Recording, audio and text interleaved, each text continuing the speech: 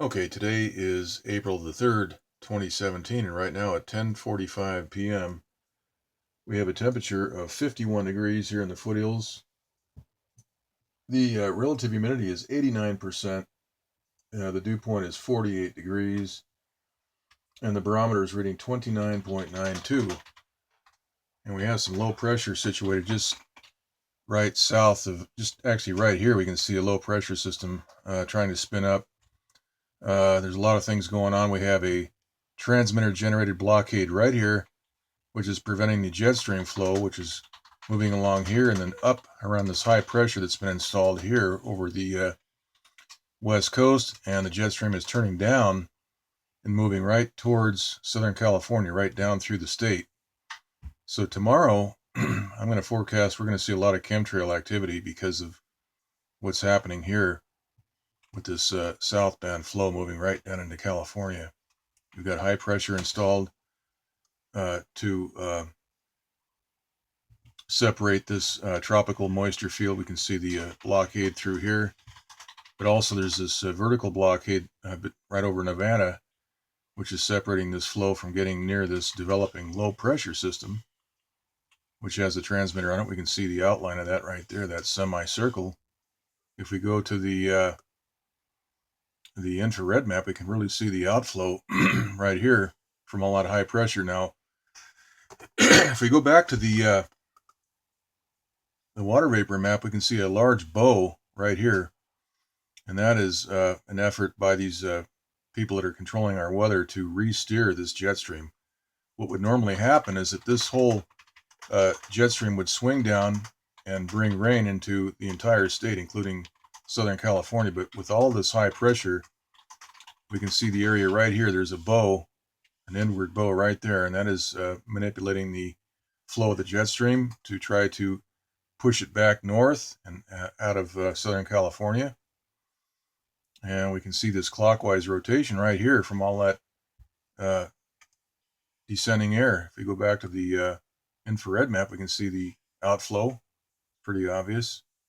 And all this high pressure is affecting and breaking down. We can see this moisture field, which would normally swing down into California. We can see that that is breaking up and evaporating very quickly as it gets into this area of high pressure.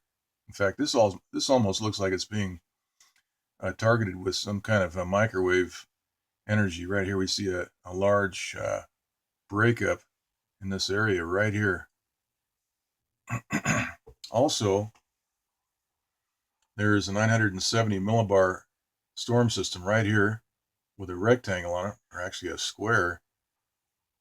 And there's another developing storm right here. There's actually two storms, one here and one right here. This is a 980 millibar system, and these are going around each other in a pinwheel pattern. These are being forced to the north by all this high pressure right off the west coast, right in this area.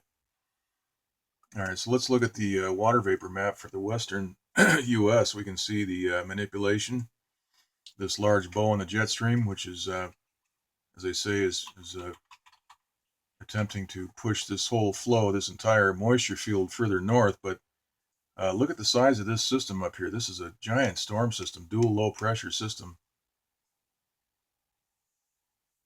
The size of this is bigger than the entire, obviously bigger than the United States. If you look at the infrared map, this entire moisture field right here is gigantic.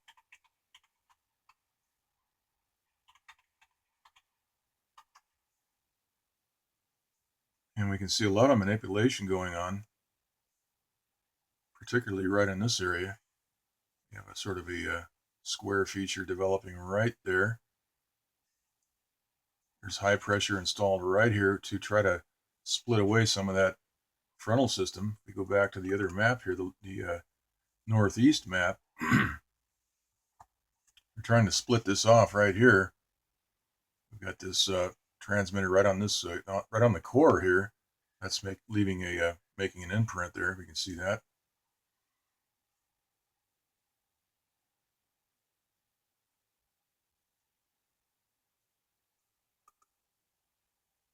You see all the outflow right here. Now today we had cloudy skies towards the end of the day. It was completely clouded over. We've got low pressure right down on this area, passing through Nevada and part of Arizona. Here's the northwest Atlantic map. We can see a lot of thunderstorms moving through Alabama and Georgia, Florida. Also have a developing weather system right here over Ohio, and looks like it'll be moving into the northeast here pretty soon. Plus, there's a giant storm system out here. Let's take a look next at the surface analysis map, and we can see that dual low pressure system right here. Got two lows. These are both indicated as storms moving due north. This one here is moving to the northeast. Got all this high pressure indicated out here, and that will re-steer this system. And also, they're attempting to push the jet stream further north. But I think what's going to happen tomorrow is we're going to see a lot of chemtrail activity. They cannot stop the southbound flow there. Now, right here we have 23 foot seas from that one storm. We have 13 foot seas and actually 15 foot seas right in this area where these two lows are indicated. We have 16 foot seas right off of California, Southern California. And here's the jet stream map showing the flow coming up and around that high pressure that's been installed and down right through California. So if we go back to the big map once again, we can see the flow pattern. Let's take a look at this map here. The western U.S. map, we can see that flow is being forced down because of this blockade, which is separating this low pressure, this developing storm, from this flow. So they've got a barrier built in right here, and of course that's going to force all this moisture right down into our area. And of course there's no rain forecast for tomorrow, so that means chemtrails. All right, so that's what we're going to see tomorrow, unfortunately. All right, and this is the weather reports that the television people are not telling us about. They're forcing their version of climate change on us, but they will not discuss chemtrails. They won't even acknowledge their existence. So the whole thing is ridiculous. The entire argument that they lay out is ridiculous. There's no way they can prove that carbon dioxide is causing all this manipulation and these perpetual high pressure systems that are parked in place. That's not being caused by CO2. Nor is this rectangular feature. This is a transmitter generated feature. It has nothing to do with CO2. All right, well, here's the SSEC map, the water vapor map. And we can see that jet stream flow running into this transmitter generated blockade right here and having to turn south. And so we can already see the chemtrails right here in Central California. We'll be right down into our area. So time to flip on the air ionizers and the HEPA filters.